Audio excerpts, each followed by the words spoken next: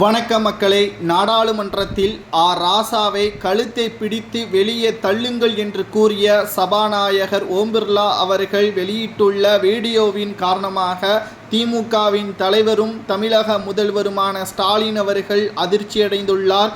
தமிழக சட்டசபையில் பேசுவது போல திமுகவினர்கள் மக்களவையில் பேசினால் நிச்சயம் அவர்களுக்கு செருப்படிதான் என்பதை நாம் ஏற்கனவே வீடியோவில் பதிவு செய்திருந்தோம். அந்த வகையில்தான் கனிமொழியாக இருக்கட்டும், ராசாவாக இருக்கட்டும், திருச்சி சிவாவாக இருக்கட்டும், ஒவ்வொரு துறையிலும் தங்களது எம்பியாக தேர்வு செய்யப்பட்ட பகுதியிலிருந்து நலத்திட்ட உதவிகள் மற்றும் நிதி நெருக்கடியில் இருப்பதாக ஒவ்வொரு துறையினருக்கும் விவாதங்களை ஏற்படுத்தினார்கள். நிதியமைச்சர் நிர்மலா சீதாராமன் கேட்ட ஒவ்வொரு கேள்விக்கும் பதிலை கொடுக்க முடியாமல் திருச்சி சிவா அவர்கள் அதிர்ச்சியடைந்து விட்டார்கள். அது மட்டுமல்ல, குறுக்கே வந்த ராசா அவர்களால் தற்பொழுது உங்களது கேள்வி நேரத்தில் மட்டும்தான் நீங்கள் பதிலை கொடுக்க முடியும், மற்ற நேரத்தில் உங்களது வேலையை பாருங்கள் என்று சபாநாயகர் தெரிவித்திருந்தார்.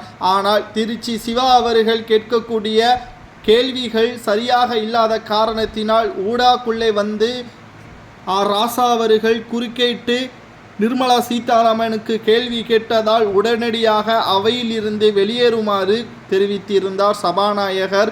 ஆனால் அதை காது கொடுத்து வாங்காத ராசா அவர்கள் அதிக அளவு சத்தத்தில் தமிழக சட்டசபையில் எப்படி திமுகவினர்கள் பேசுவார்களோ அதேபோல் மக்களவையில் பேசிவிட்டார். இதனால் கோபமடைந்த சபாநாயகர் காவலாளர்கள் மூலமாக கழுத்தை பிடித்து வெளியே தள்ளும் விதமாக இன்று வெளியிட்டுள்ள வீடியோக்களை நம்மால் பார்க்கும் பொழுது தெரிய வருகிறது.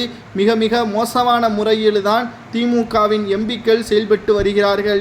மேலும் மத்திய நிதியமைச்சர் நிர்மலா சீதாராமன் அவர்கள் நீங்கள் எல்லாரும் திமுகவின் கொத்தடிமைகள் என்று கூறிய காரணத்தினால் கொந்தளித்து விட்டார்கள்.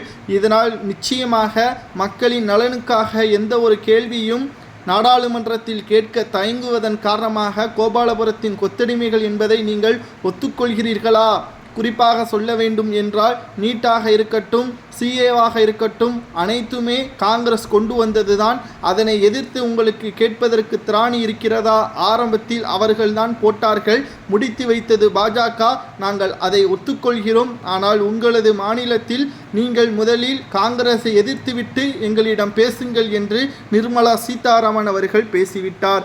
என்ன பேச வேண்டும் என்று தெரியாமல் திணறி போய்விட்டார்கள் திமுகவின் எம்பிக்கள். தமிழக சட்டசபையில்தான் அதிமுகவினருக்கு எதிராக குரல்களை கொடுப்பார்களே தவிர மக்களவையில் இவர்களை அனுப்பினால் ஒன்றும் செய்ய முடியாது என்பதற்கு இதுவே உதாரணம்.